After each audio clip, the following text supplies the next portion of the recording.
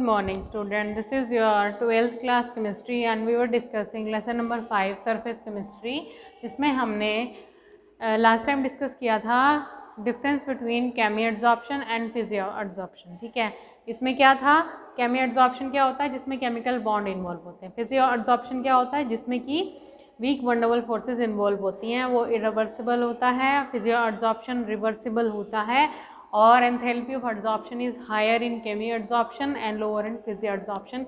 Main point ये थे और वो स्पेसिफिक होता है, केमी एडजॉर्प्शन फिजियो एडजॉर्प्शन स्पेसिफिक नहीं होता। ये हमने लास्ट टाइम डिस्कस कर लिया था। आज हम एडजॉर्प्शन के ऊपर ही कुछ फिनोमिना हैं जो साइंटिस्ट ने दिए हुए हैं। ठीक है,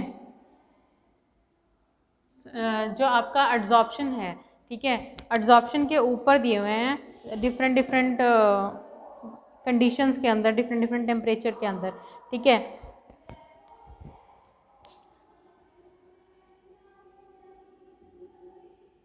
DLICH फ्रेंडलिच आइसोथर्म। ठीक है, आज हम डिस्कस करेंगे फ्रेंडलिच आइसोथर्म। इसने कांस्टेंट टेम्परेचर के ऊपर एडजॉर्प्शन का जो फिनोमेना है वो दिखाया है, इसलिए इसको आइसोथर्म बोला। Isotherm means constant temperature. ठीक है, तो सबसे पहले इसने दो टर्म ली, एक एक्स क्या है, अमाउंट एक्सटेंट ऑफ एडजॉर्प्शन निकाला उसने। एक्सटेंट ऑफ एडजॉर्प्शन कैसे निकाला, उसने दो टर्म ली जिसमें उसने एक टर्म ली एक्स क्या है, amount of adsorbate, amount of adsorbate. ठीक है, और दूसरी टर्म ली एम क्या है, मास ऑफ एडजॉर्बेंट। एडजॉर्बेंट का मास कितना है, एडजॉर्बेट का अमाउंट कितना है, और इसको उसने बोला x/m। ये क्या आ गई आपकी एक्सटेंट ऑफ एडजॉर्प्शन,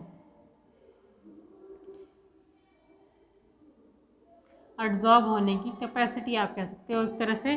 तो ये कैसे आती है x/m, x क्या है, अमाउंट ऑफ एडजॉर्बेट, m क्या है, मास ऑफ एडजॉर्बेंट।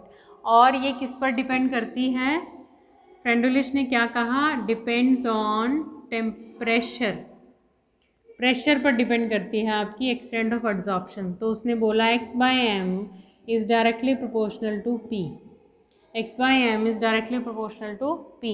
और फिर उसके बाद प्रोपोर्शनैलिटी साइन हटाकर आपका क्या आ गया, Kp। ठीक है, प्रोपोर्शनैलिटी साइन हटाकर क्या आ गया आपका, Kp।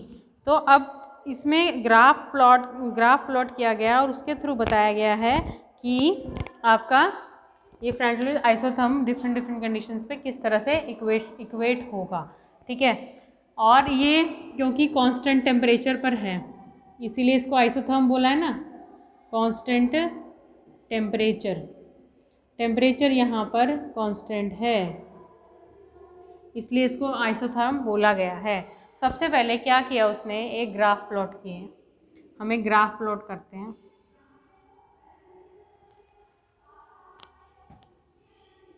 यहीं पर करते हैं। Extent of adsorption x/m divided by आपका प्रेशर। ठीक है, डिवाइडेड बाय आपका प्रेशर P। सबसे पहले एडजॉर्प्शन आपकी इंक्रीज हो रही है, एक्सटेंट ऑफ एडजॉर्प्शन जैसे जैसे हम प्रेशर बढ़ाते हैं। ऐसा क्यों होता है, देखिए, अगर मान लो आपके पास एक पिस्टन है, यहाँ पर आपने पिस्टन लगाया हुआ है, ठीक है, इसके अंदर गैस के पार्टिकल हैं और ये सरफेस है जिसके ऊपर आपने गैस के पार्टिकल एडजॉर्ब करवाने हैं। ठीक है, अगर आप इसको प्रेशर लगाओगे इसके ऊपर तो क्या होगा, ये गैस के पार्टिकल इसके और नज़दीक आ जाएंगे। ठीक है, नज़दीक आएंगे ना, नज़दीक आएंगे तो ज़्यादा एडजॉर्ब होंगे, तो प्रेशर बढ़ाने पे ऑब्वियसली जो आपका एक्सटेंट ऑफ एडजॉर्प्शन है वो बढ़ता है। स्टार्टिंग में वो बढ़ता चला जाएगा, ठीक है, और एक पॉइंट ऐसा आएगा जहाँ पर एडजॉर्प्शन जो है वो कांस्टेंट हो जाएगा, हम कितना मर्जी प्रेशर लगाएं। मतलब एक बार एडजॉर्ब हो गया, अब सरफेस तो उतना ही है ना, हम जितना मर्जी प्रेशर लगा लें वो तो उतने ही एडजॉर्ब कर पाएगा सरफेस, जितनी कैपेसिटी है। अगर हम खाना खा लें, बहुत तेज़ भूख लगी, खाना खा लें, ऐसा तो नहीं है कि हम 10 दिन का खाना एक बार में खा सकते हैं, ऐसा नहीं है। हमारी जितनी कैपेसिटी है हम उतना ही खा सकते हैं, हम कितना मर्जी प्रेशराइज करें उतना ही खा पाएंगे हम जितना मर्जी कोशिश करें, जितनी हमारी कैपेसिटी है। तो प्रेशर यहाँ पर आकर कांस्टेंट हो गया। तो यहाँ पर क्या था आपका प्रेशर, वेरी लो प्रेशर, ठीक है यहाँ पर। उसके बाद आपका यहाँ पर प्रेशर हमारा बढ़ रहा है, इंटरमीडिएट प्रेशर बोल सकते हैं आप इसको, इंटरमीडिएट प्रेशर। और ये वाला पोर्शन आपका हाई प्रेशर आ जाता है, हाई प्रेशर। यहाँ ये जो पॉइंट है इसके बाद प्रेशर, इसके बाद आपका एड्जॉर्प्शन बढ़ना बंद हो चुका है, तो ये हो गया आपका सैचुरेशन प्रेशर। क्या आ गया ये आपका सैचुरेशन प्रेशर, ठीक है। यहाँ पर आपका एड्जॉर्प्शन जो है बढ़ना बंद हो गया है, हम प्रेशर अप्लाई कर रहे हैं फिर भी, तो ये आ गया आपका सैचुरेशन प्रेशर। उसके बाद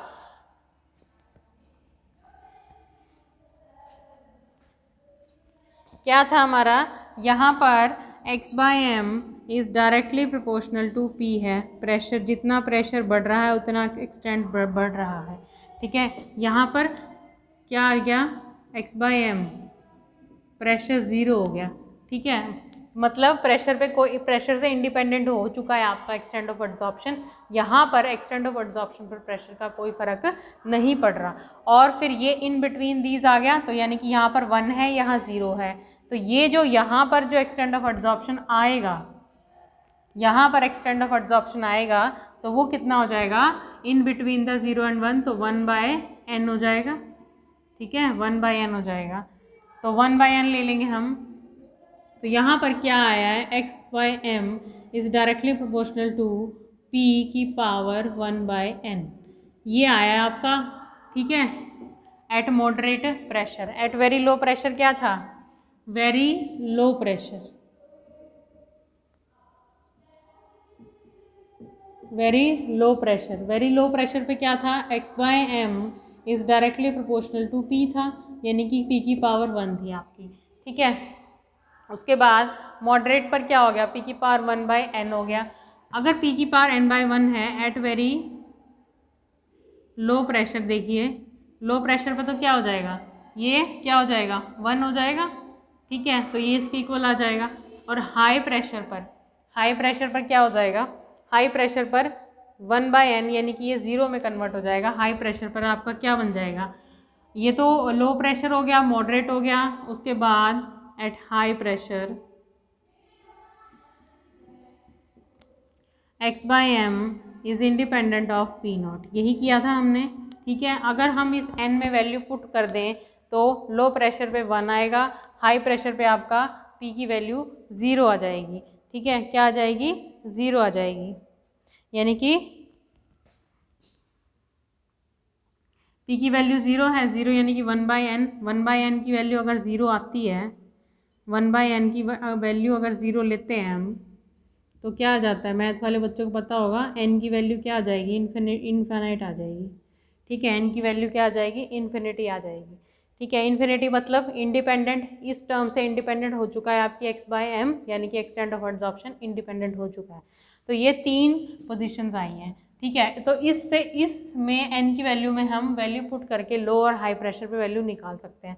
तो हमारी जो मेन इक्वेशन है, जो मेन इक्वेशन है वो ये है।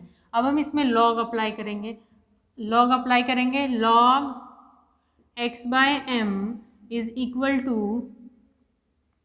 प्रोपोर्शनलिटी साइन हटा के हमने k लगा लिया, और क्या आ गया आपका, यहाँ पर लॉग के प्लस में ये पावर क्या हो जाती है, आगे आगे मल्टीप्लाई हो जाती है जब हम लॉग अप्लाई करते हैं, लॉग p।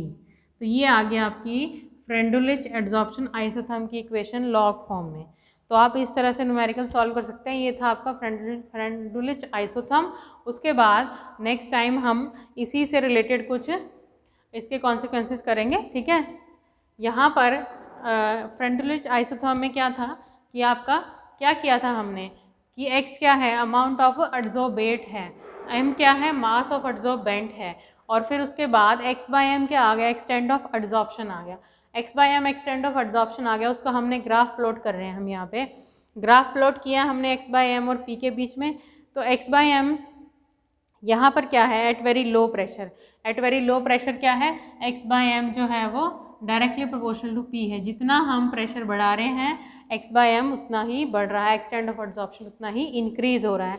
और इंटरमीडिएट पे क्या होता है, वो p की पावर 1/, यहाँ पर क्या हो जाता है, इंडिपेंडेंट हो जाता है ना 0, यानी p की पावर 0 हो जाती है। 1 से 0 के बीच में लगा लेंगे, 1/n ले ली इंटरमीडिएट प्रेशर पे।